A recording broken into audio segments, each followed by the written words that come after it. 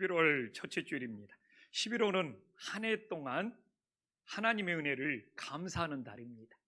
그래서 주님께 더 많은 감사의 열매를 돌릴 수 있는 우리 성도님들이 될 수 있기를 간절히 소망합니다. 오늘 이 계시록은 세 번째 재앙을 우리들에게 전해주고 있습니다. 제가 계시록을 전하면서 계시록은 7개씩 묶어서 세 번의 재앙이 나오고 있죠. 그래서 계시록 6장에서 인을 때는 일곱 인을 때는 재앙이 나오고 있고요.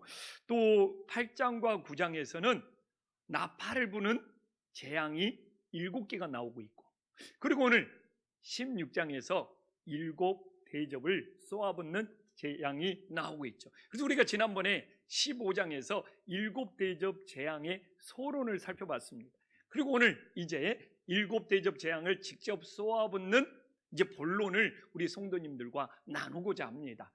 그래서 우리가 계시록을 보면서 또 성경 어느 부분을 보면서도 제일 중요한 것은 이 성경 말씀을 최초로 들은 성도들이 누구냐, 이걸 반드시 의식을 해야 됩니다.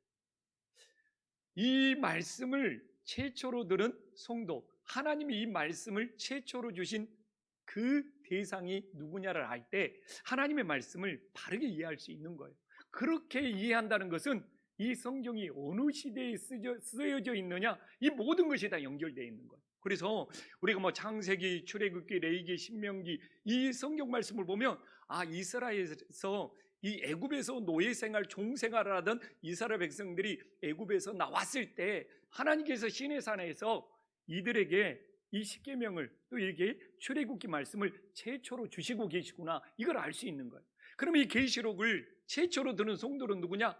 로마 제국의 핍박을 받고 있는 초대교회 성도들이라는 겁니다.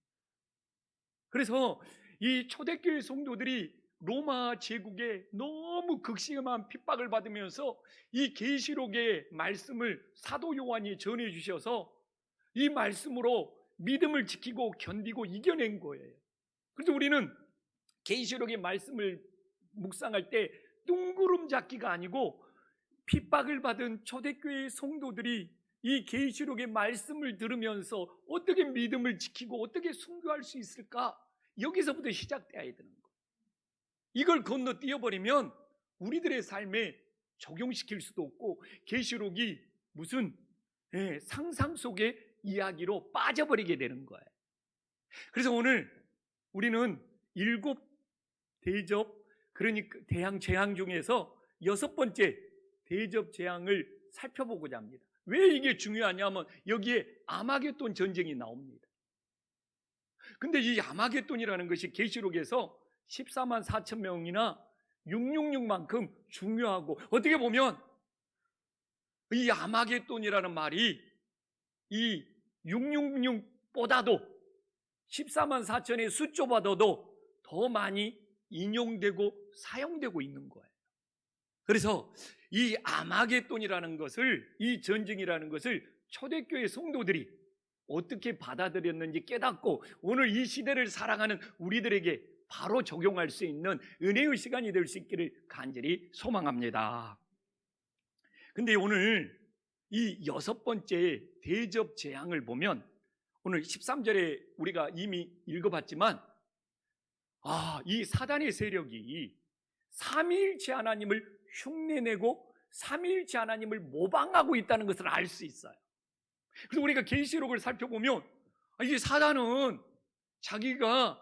자기들이 삼위일체 하나님 것처럼 자기들을 포장하고 그걸 흉내내면서 우리 성도님들을 미혹하고 타락시킨단 말이에요.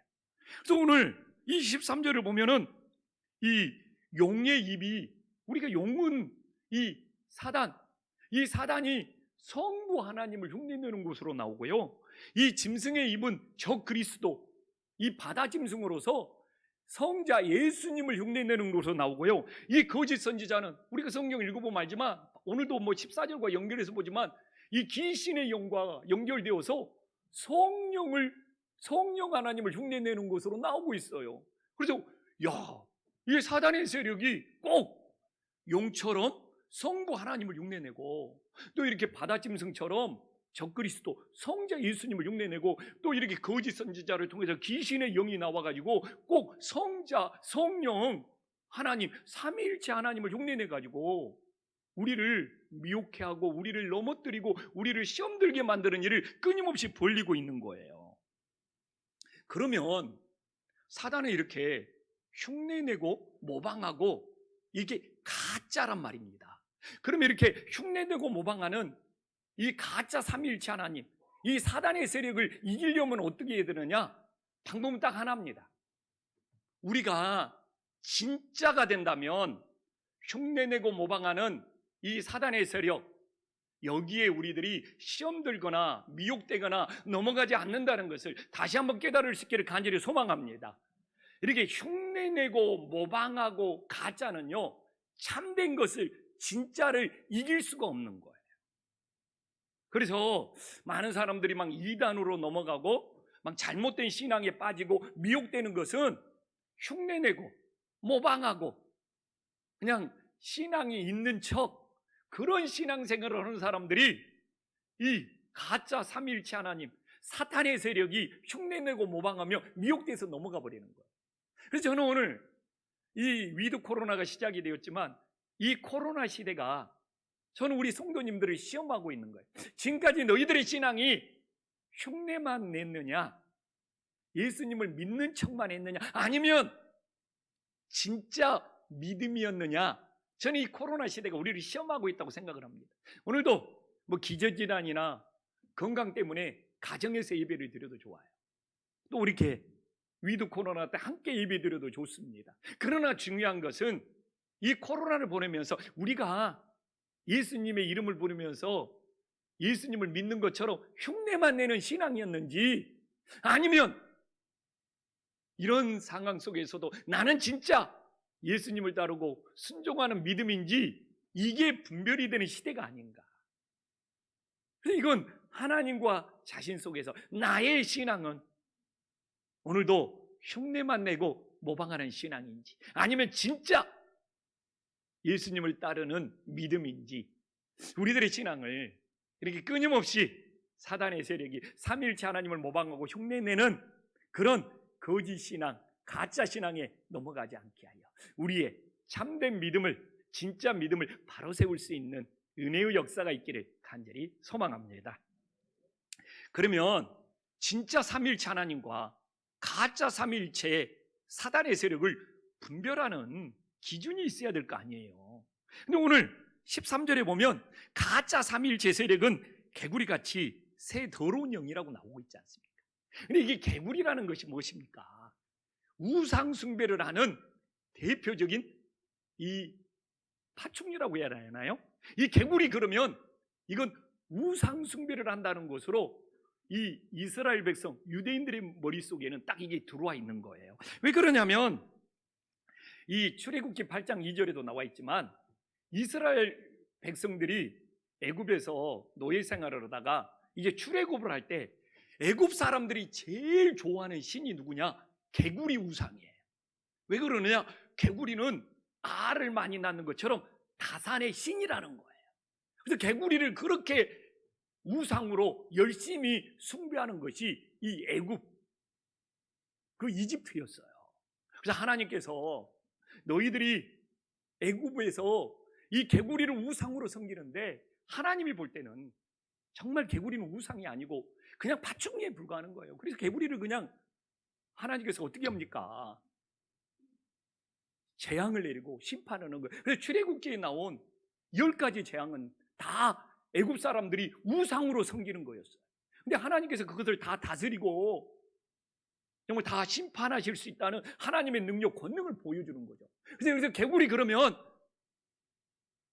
이건 애굽 사람들이 제일 좋아하는 우상 숭배가 되는 거예요. 그래서 계시록 우리가 13장 15절에도 보지만 사단은 무엇입니까? 이 우상을 통하여 우리를 미혹하는 거예요. 사단은 이 우상의 이 모습을, 이 우상의 기적과 능력을 베풀어 가지고 성도들의 신앙을 넘어뜨리는 거예요.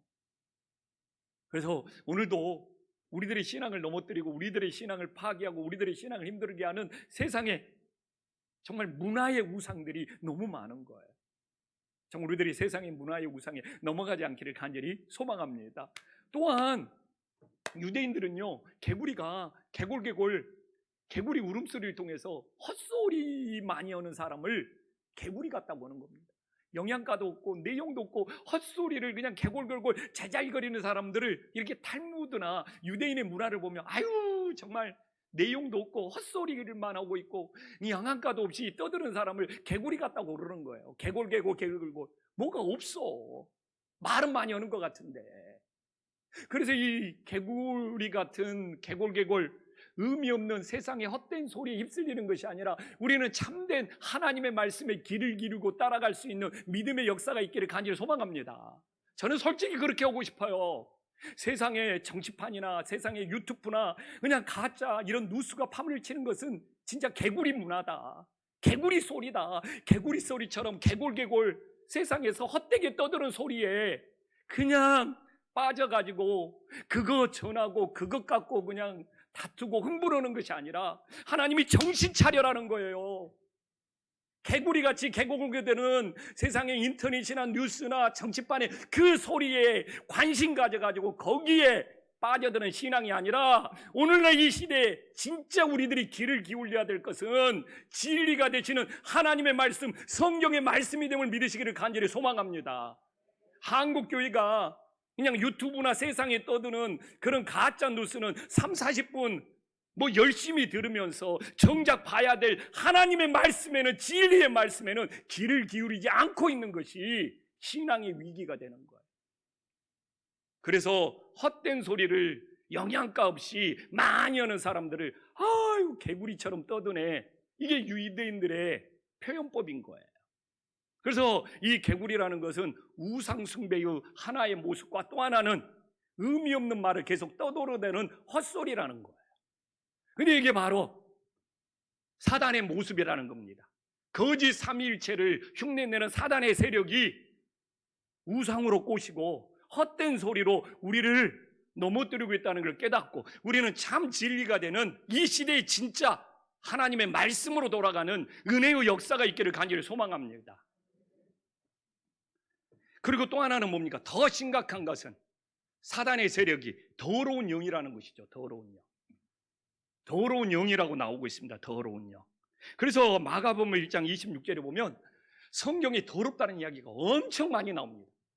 이제 마태복음, 마가복음, 누가복음을 보면 귀신 앞에는 반드시 더럽다는 것을 씁니다. 더러운 귀신, 더러운 귀신. 안 나온 적이 없어요. 그러면 성도님들에게 물어보겠습니다. 더럽다는 의미가 뭡니까? 지저분하다는 거예요? 깨끗이 않다는 거예요? 아닙니다. 여기서 더럽다는 의미, 우리가 성경을 신앙생활을 20년, 30년 해도 마태복음, 마가복음, 누가복음 성경을 읽을 때마다 더러운 귀신, 더러운 귀신, 더러운 귀신 나와도 그냥 더러운 것은 지저분한 건가? 이 정도만 생각하지 정말 하나님께서 이 더럽다는 걸 통하여 우리들에게 전하는 메시지가 무엇인지를 묵상하지 않아요. 더럽다는 건 뭡니까? 생명을 파괴한다는 거예요. 이 귀신이 기적도 베풀어요. 능력도 베풀어요. 근데 문제는 뭡니까? 더러워요. 왜 더럽습니까? 생명을 파괴하는 거예요. 생명을 무너뜨리는 거예요.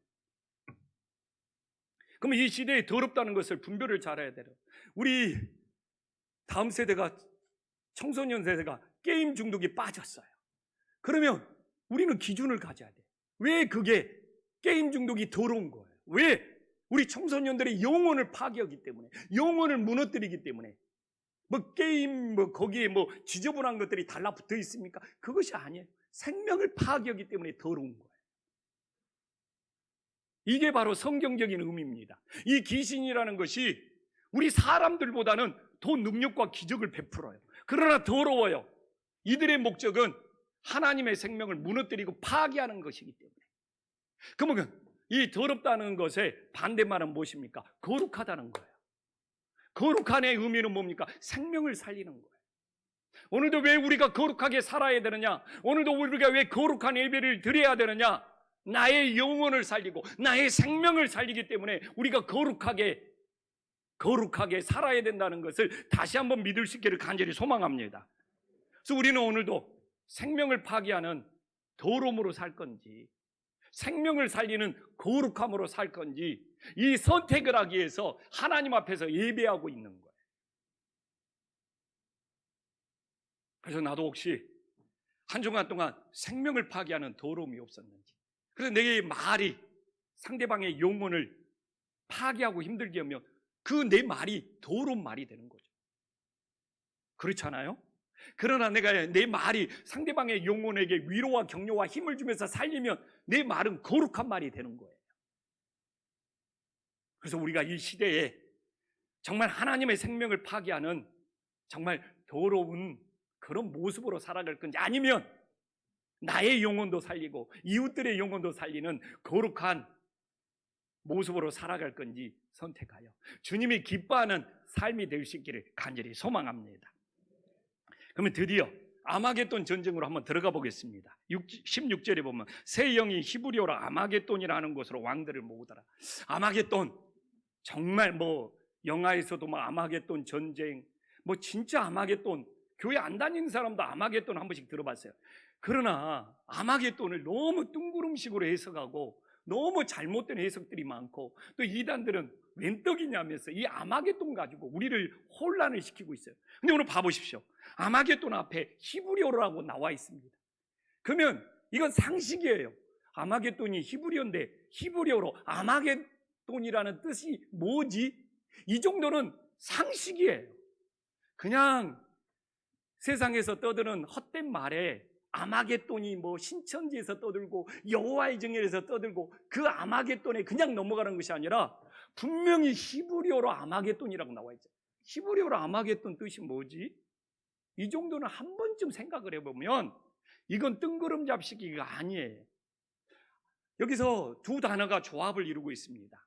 아라는 접두와 마겟돈, 히브리어죠.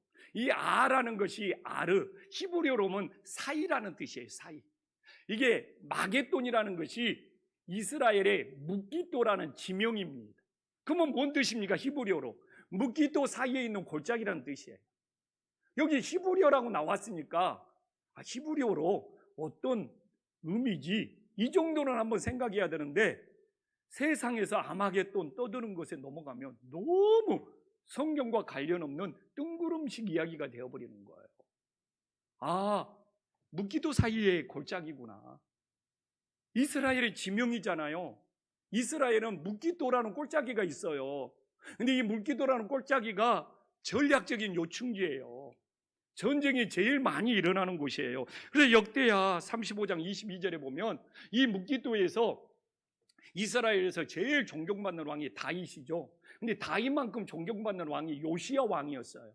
근데 이 요시야 왕이 묵기도 전투에서 애굽의 군대를 막으려다가 전사한 곳입니다.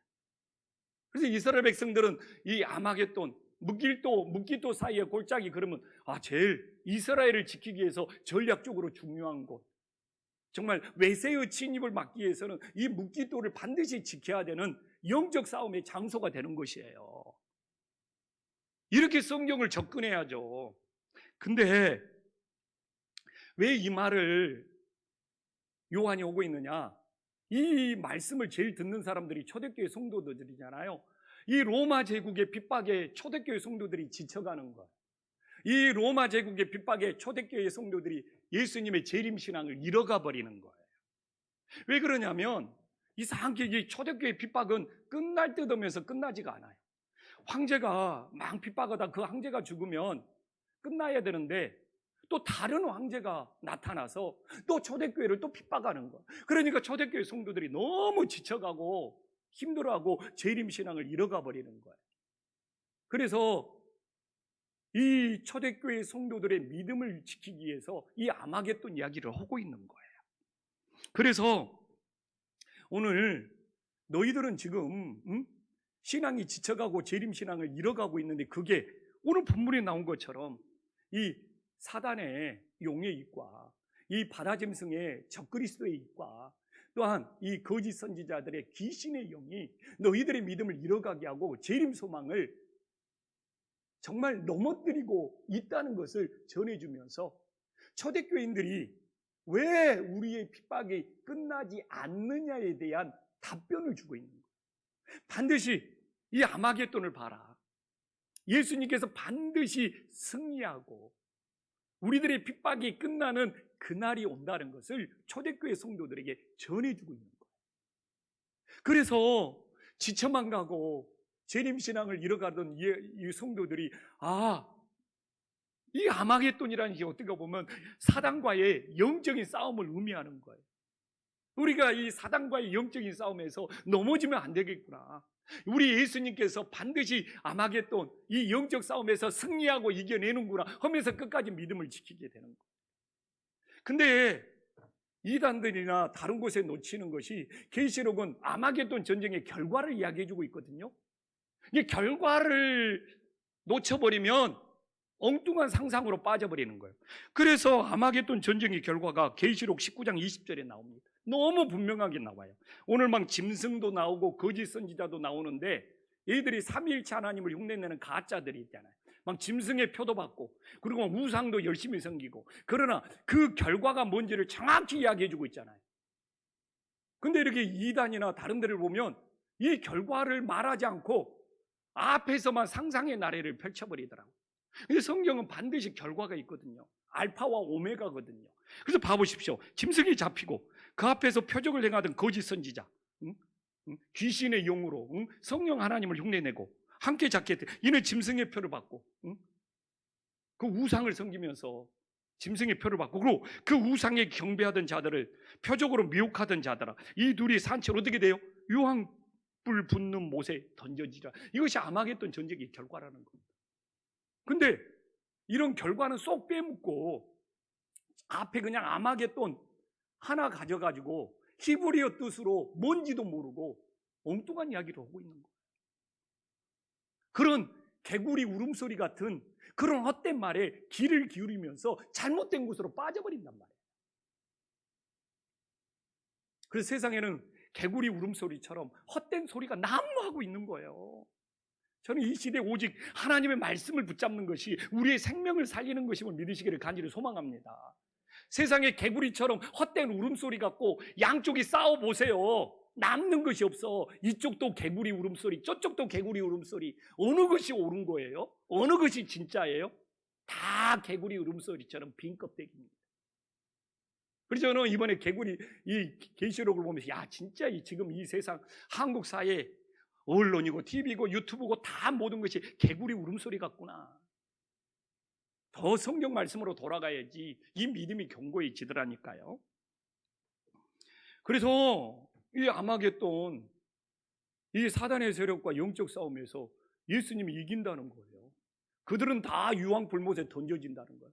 그러니까 초대교인들이 위로와 소망을 갖는 거예요. 로마의 핍박 속에서도 우리들이 끝까지 믿음을 지켜야 되겠구나. 예수님이 반드시 승리하고 예수님이 반드시 재림하시구나. 그래서 초대교인들이 끝까지 믿음을 지키고 순교할지라도 믿음을 포기하지 않고 이 아마겟돈 영적 싸움에서 승리할 수 있었던 거예요. 그럼 어느 날 코로나잖아요. 코로나가 길어지고 있잖아요. 코로나가 끝나지 않고 있잖아요. 우리들에게 주는 메시지가 분명하잖아요. 코로나가 아무리 길어질지라도 우리는 예수님에 대한 믿음을 잃어버리지 말아야 되고, 예수님이 이 땅에 반드시 재림하시고, 또한 예수님께서 반드시 승리하시고 우리를 지키시고 돌보시는 이 믿음을, 이 코로나가 아무리 길어질지라도 우리는 끝까지 포기하지 않고 초대교회 성도들처럼 우리의 믿음을 지키는 은혜의 역사가 있기를 간절히 소망합니다. 근데 뜬구름 잡는 이야기만 하고 있으니까 신앙이 현실 도피가 되어버리는 거예요. 나에게 주는 메시지가 없는 거예요. 그러나 우리는 정말 초대교회 성도들이 핍박이 길어질지라도 예수님이 반드시 승리하고 예수님이 반드시 다시 오신다는 믿음으로 그들의 신앙을 지켰던 것처럼 오늘도 똑같은 거예요. 코로나가 아무리 길어질지라도 예수님이 반드시 승리하고 예수님이 다시 오신다는 믿음으로 우리의 믿음을 지키고 견딜 수 있는 은혜의 역사가 있기를 간절히 소망합니다. 그러면 이제 오늘 본문에서는 이 사단과의 아마겟돈 영적 싸움을 우리가 어떻게 지키고 어떻게 이겨야 되는지를 우리들에게 잘 전해주고 있어요. 제가 한번 이야기해 볼까요? 이 아마겟돈을 가장 많이 가져다 쓴 이단이 여호와의 증인입니다. 여호와의 증인들은요, 아마겟돈을 3차 세계대전 아니면 핵전쟁으로 계속 그들은 퍼뜨렸어요. 그래가지고 길거리에서 여호와의 증인 책자를 전해줍니다. 그러면 여호와의 증인은 그 핵폭탄이 팡 터지는 사신을 실어가지고 이렇게 아마겟돈, 인류 최후의 전쟁, 3차 세계대전, 핵전쟁이 있을 거다 하면서 여호와의 증인이 실수를 했어요. 1900 몇 년도에 이 아마겟돈 무슨 3차 세계대전이 되어가지고 이 인류가 종말할 거다. 근데 그 시기가 되고도 그런 일이 안 일어나는 거예요. 그리고 제7일 안식일 재림교도 이 아마겟돈 전쟁이 3차 세계대전이다, 핵전쟁이다, 이런 이야기를 끊임없이 퍼뜨렸어요. 그래가지고 한국의 기독교인들도 굉장히 좀 착각하는 분들이 있어요. 아마겟돈 오면은 인류 마지막 전쟁, 3차 세계대전, 핵전쟁이 아닌가 혼동을 일으킨 분들이 있어요. 또 이렇게 신천지는 더해요. 그리고 신천지는 이건 상징이다. 어떤 상징이냐? 그리고 여러분 신천지 들어가 보고 천지일보 읽어보면 이 아마겟돈 전쟁을 끊임없이 퍼뜨립니다. 그러면서 우리 기독교를 너무 비난해요. 지금 기독교는 다 바벨론 교회다. 바벨론 교회. 음란하고 타락한 교회다. 그리고 이 아마겟돈이라는 것은 신천지의 생명의 교리와 이 바벨론 교회가 된 이 기독교 여기하고 교리 전쟁, 이걸 벌인다는 거예요. 이게 아마겟돈이라고 신천지에서는 엄청 주장합니다. 그래서 자기들은 신천지는 생명의 교리고 이 기독교는 바벨론 교리, 다 음란하고 타락한 교리인데 이 아마겟돈을 통해서 신천지의 교리가 생명을 살리고 위대한 교리라는 것을 드러나게 만든다. 지금도 이렇게 퍼뜨리고 있습니다. 그렇기 때문에 우리는 이 아마겟돈이라는 것은 초대교회의 성도들에게 믿음을 지킬 수 있도록 예수님이 승리하고 예수님이 다시 오신다는 것을 초대교인들에게 심어줬음을 우리들이 다시 한번 기억할 수 있기를 간절히 소망합니다. 그래서 오늘날도 우리는 예수님이 다시 오심도 믿고 끝까지 우리의 믿음을 지켜야 된다는 것이, 그래서 우리는 그 사람들은, 이단들은 아마겟돈 결과를 이야기를 안 해줘요. 성경에 그 부분만 빼다 쓰는데 결과, 그들이 유황불못에 들어간다는 이야기를 안 해줘요. 삼위일체 하나님을 흉내냈던 그들이 모두 다 유황불에 들어가서 심판을 받는데, 그래서 우리는 하나님과 함께 영생을 누리는데, 그러면 이제 제일 중요한 문제가 하나 남잖아요. 어떻게 우리들이 끝까지 믿음을 지켜야 되느냐, 어떻게 아마겟돈 영적 싸움에서 승리할 수 있느냐, 이게 중요한 거죠. 근데 오늘 본문에서 15절에 너무 분명히 나오고 있잖아요. 첫 번째는 뭡니까? 성도들이 깨어 있어야 된다는 거예요. 깨어 있어야 된다는 거예요. 보라, 왜 깨어 있어야 되느냐? 예수님이 도둑처럼 언제 오실 줄을 모른다는 거잖아요. 예수님이 언제 오실 줄을 몰라. 도둑처럼 온다는 것은 언제 올 줄을 모르기 때문에 깨어 있어야 돼. 근데 이런 도둑처럼 예수님이 오신다는 이야기는 성경에서 끊임없이 나오고 있습니다. 그리고 마태복음 25장 13절에 봐보십시오. 예수님도 직접 이야기해요. 깨어 있어라. 너희는 그날과 그때를 알지 못하니라. 그래서 우리들이 깨어 있어야지 영적 싸움에서도 이길 수 있고 이 코로나에서도 우리 믿음을 지킬 수 있음을 깨달으시기를 간절히 소망합니다. 그러면 이제 중요한 문제가 남습니다. 깨어 있는 것이 뭐냐? 지금 잠자는 것에서 깨어나라는 것이 아니고, 그러면 좋겠죠. 근데 깨어 있는 것이 뭐냐? 깨어 있는 것이 뭐라고 생각합니까? 제가 오늘 이야기했잖아요. 더러운 것이 뭡니까? 그랬을 때 답변을 못해. 이건 생명을 파괴하는 거다. 이 답변을 못해. 그러면 깨어 있는 것이 뭐냐? 잠을 자지 말라는 이야기겠습니까? 잠을 잘 자야죠. 하나님의 사랑하시는 자에게 잠을 주시는데, 그럼 도대체 깨어있는 것이 뭐냐? 나오잖아요. 마가복음 14장 38. 깨어서 기도해라는 거예요. 깨어 기도하는 시간이 있어야 된다는 거예요. 근데 우리가 하루 종일 잠 안 자고 살 수 있겠어요?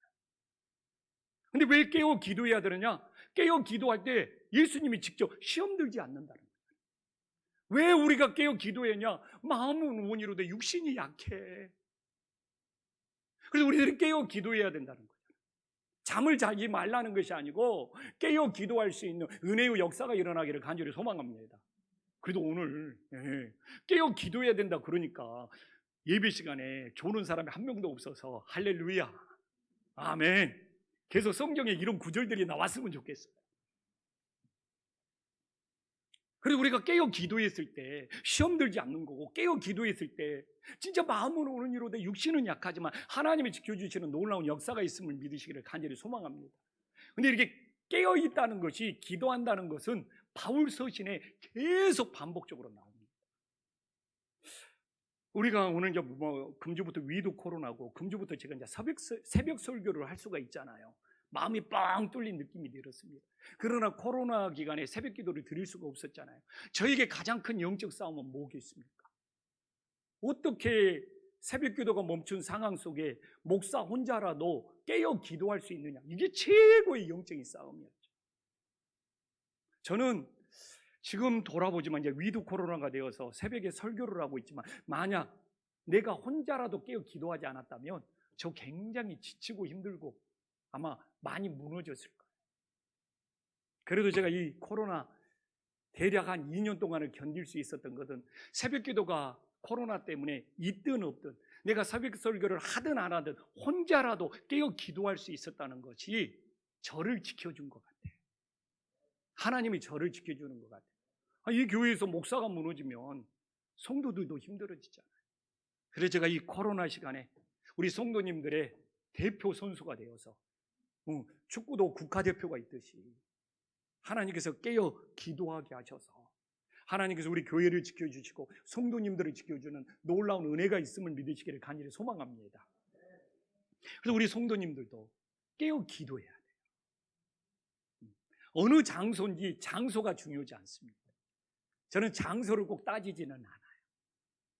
그러나 중요한 것은 정말 내 영이 살기 위해서는 어느 장소에든지 깨어 기도할 수 있는 은혜의 역사가 있기를 간절히 소망합니다. 또한 우리가 영적 싸움에서 승리하기 위해서는 어떻게 해야 돼요? 오늘 15절에 나오잖아요. 뭐라고 나옵니까? 벌거벗은 믿음이 되면 안 되는 거예요. 자기 옷을 지켜라고 그러잖아요. 자기 옷을 지켜라. 벌거벗고 다니면 안 된다. 근데 여기서만 말했습니까? 계시록의 말씀은 항상 앞에 다 나와 있어요. 뭐 다니엘에도 나와 있고 에스겔에도 나와 있고 또 앞부분에 다 나와 있어요. 3장 17절 라오디아 교회에도, 라오디아 교회 벌거벗은 것을 알지 못한다. 이게 심각한 거거든요. 자, 그러면 도대체 벌거벗은 것이 뭐냐? 이걸 깨달아야 돼요. 벌거벗은 것이 뭐냐? 성경은 성경으로 풀어야 돼요. 자, 계시록 7장 봐보겠습니다. 물어봅니다. 이 흰옷 입은 자들이 누구고 어디서 왔느냐? 그러니까 7장 14절에 정확히 답합니다. 흰옷의 의미는 뭐냐? 우리가 지켜야 될 것은 뭐냐? 벌거벗으면 안 되는 것이 뭐냐? 어떻게 나와 있어요? 어린 양의 피에 그 옷을 씻어 희게 하였다. 이게 흰옷이 됨을 믿으시기를 간절히 소망합니다. 그래서 오늘도 우리 성도님들이 벌거벗은 신앙이 되지 않게 하여 예수님의 보혈로 내 모든 죄가 씻어 희게 되었다는 이 흰옷을 입고 아버지 앞에 예배할 수 있기를 간절히 소망합니다. 벌거벗은 신앙은 죽은 신앙이에요. 이렇게 예수님의 보혈로 씻어 희게 된 이 상태가 거룩해진 거예요. 거룩. 아멘. 많은 사람들은, 제가 반복적으로 말하고 있잖아요. 너무 중요한 게, 뭘 지키고 뭘 안 하고 뭘 끊어버리고 이래서 거룩해지는 것이 아니고, 어떻게 거룩해지는 거예요? 어린 양의 피에 그옷을 씻어 희게 될 때 거룩해지는 은혜의 역사가 일어나기를 간절히 소망합니다. 그러면 계속 띄워주십시오. 세상 것이 싫어져 버려요. 세상 것이 싫어져 버려요. 끊으려고 해서 끊은 것이 아니라 냄새도 맡기 싫어버려요. 가끔 그럽니다.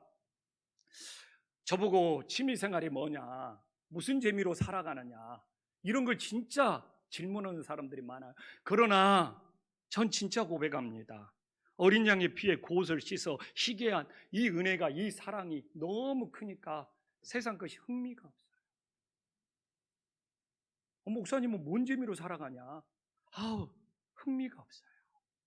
관심이 없어요. 재미가 없어요. 세상 그 재미가 없는데. 제가 제일 힘든 것이 뭔지 압니까? 정말 세상 노래 부르는 것이 제일 힘든. 재미가 없어. 흥미가 없어. 마음에 내키지가 않아. 관심이 안 가는데요. 성경 구절은 잘 외워져요. 정말 근데 정말 저는 세상 노래가사 하나도 모릅니다. 하나도. 끝까지 세상 노래가사 아는 거 하나도 없습니다. 아니, 그렇게 되어버려. 이게 복음입니다.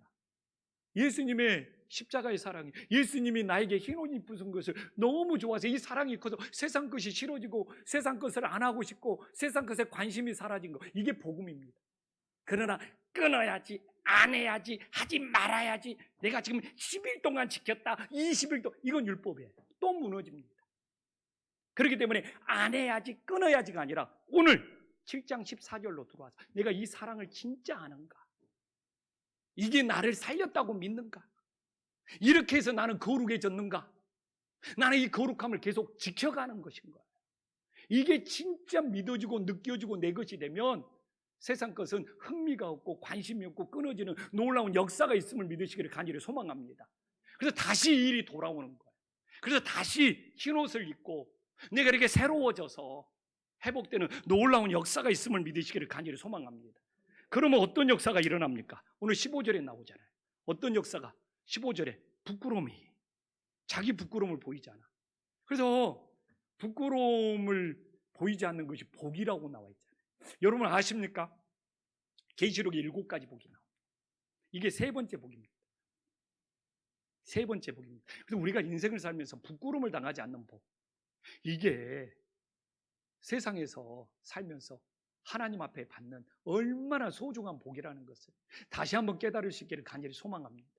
조영식 목사가 목회하면서 부끄러움을 당하지 않는 복, 이게 큰 복인 거예요. 그래서 우리 한국교회가 왜 부끄러움을 당하는가? 또 뭐 알잖아요. 삼성의 뭐 그룹의 부회장도 무슨 뭐 세상에 뭐 프로폴 이런 거 투약해가지고 막 재판에서 부끄러움을 당하잖아요. 그런 거 잘 분별해야 됩니다. 돈이 많고 재벌이다고 부끄러움을 당하지 않는 거 아니에요. 그 부끄러움 속에서 살아가고 있는 거예요. 그래서 복 중에 어떻게 보면 돈이 많은 복보다 더 중요한 것이 부끄러움을 당하지 않는 복. 이게 얼마나 소중한 복인 줄을 다시 한번 깨달으시기를 간절히 소망합니다. 내가 언제 한번 시간 되면 계시록의 7가지 복을 우리 성도님들 함께 나눌게요. 이게 세 번째 복입니다. 근데 이미 이 부끄러움을 당하지 않기 위해서는 15절의 앞부분이 다 그래요. 깨어 기도하는 거고, 우리들이 흰옷을 입고 벌거벗지 않을 때 부끄러움을 당하지 않는 놀라운 은혜가 있음을 믿으시기를 간절히 소망합니다. 그러면 부끄러움 내가 늘 깨어 기도하고 또 예수님의 볼로 씻어 흰옷을 입어서 벌거벗지 않으니까 부끄러움을 당하지 않는 것이죠. 그래서 많은 분들이 벌거벗겨서 부끄러움을 당하는 신앙이 한국교회 요새 너무 많지 않는가?